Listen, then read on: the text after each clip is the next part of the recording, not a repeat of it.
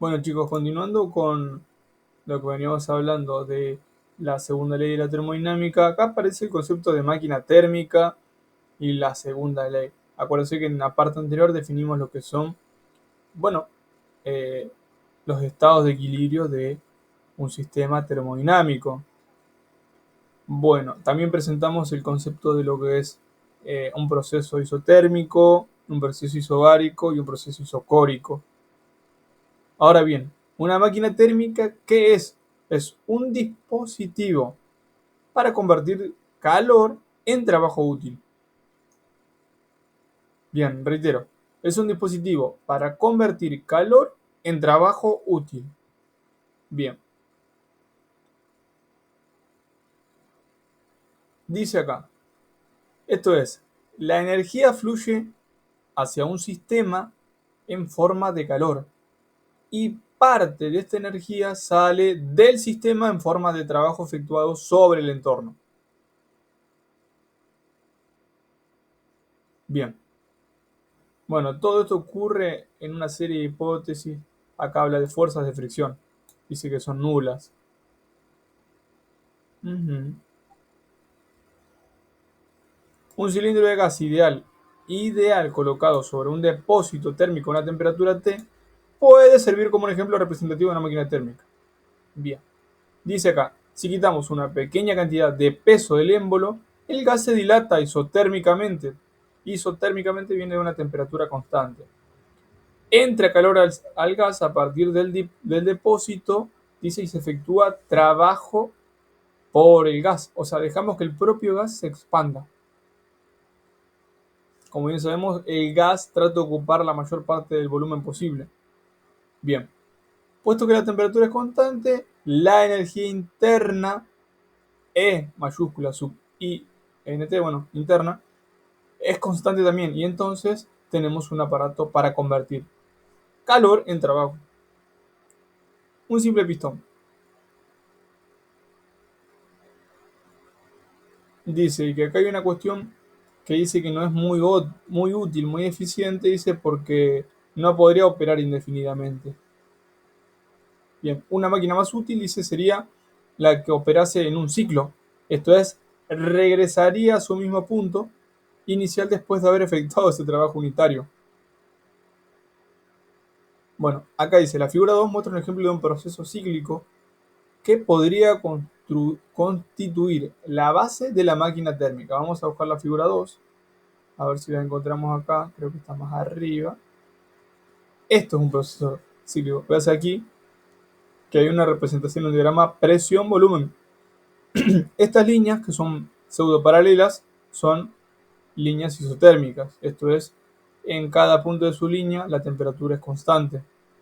Además, las líneas estas rectas y verticales, bueno, son los procesos. Bien, dice, analizando las etapas del ciclo, dice, es conveniente tener en cuenta las convenciones de signo para usar el trabajo y el calor. Fundamental esto a la hora de operar en una ecuación algebraica, definir qué magnitudes toma, si positivas o negativas. Dice, se considera que el trabajo que entra al sistema es positivo. Trabajo que entra al sistema es positivo. Y el calor que sale del sistema es negativo. Bueno, ¿qué sucede con el trabajo? El trabajo efectuado sobre el sistema corresponde a una disminución de volumen, se considera positivo. Y el trabajo efectuado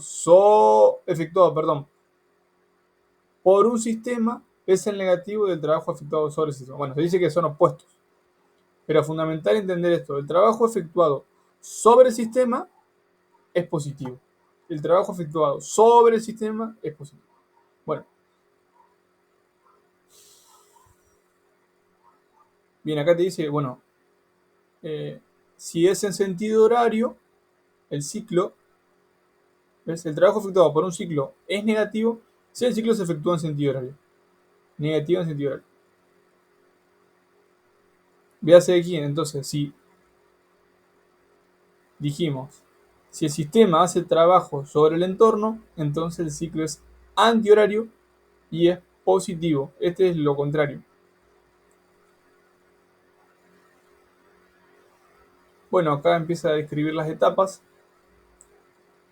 Bueno, habla de la isoterma que le acabo de decir. Bueno, acá habla un poco en el ciclo ese de la relación entre los calores. Dice, examinaremos ahora las transferencias de energías durante el ciclo. El calor Q sub in que entra al sistema es el calor Q1 más el calor sub 2 y el calor total Q out que sale del sistema es el Q3 más el Q4. ¿Por qué? Acá las flechas nos ayudan a entender esta idea. Veas aquí, el calor Q1 entra al sistema, el calor Q2 entra al sistema, el calor Q3 sale del sistema y el calor sub 4 sale del sistema también. Por eso dice calor entrante y calor saliente. Bueno, ¿y cuál es el calor neto transferido? Es el calor que entra más el calor que sale. Para recordar que Qin es positiva y Qout es negativa. Bueno, aplica absoluto, valor absoluto a los tres miembros. Pero voy a hacer aquí la definición de calor, ¿no? El calor neto va a ser igual el calor que entra más el calor que sale. Pero como el calor que sale es negativo, se lo considera de esa manera. ¿Por qué? Digamos, porque esto es relativo. Vos podés considerar si querés el calor que entra negativo, positivo, eso es relativo a la persona que opera, pero acá utiliza una convención. Dice, el cambio en energía interna para un ciclo debe ser cero, porque un ciclo comienza y termina en ese mismo punto, por definición de energía interna. Como el trabajo empieza y termina en el mismo punto, entonces no hay variación de energía interna. Bien, la primera ley entonces de la termodinámica indica esta expresión.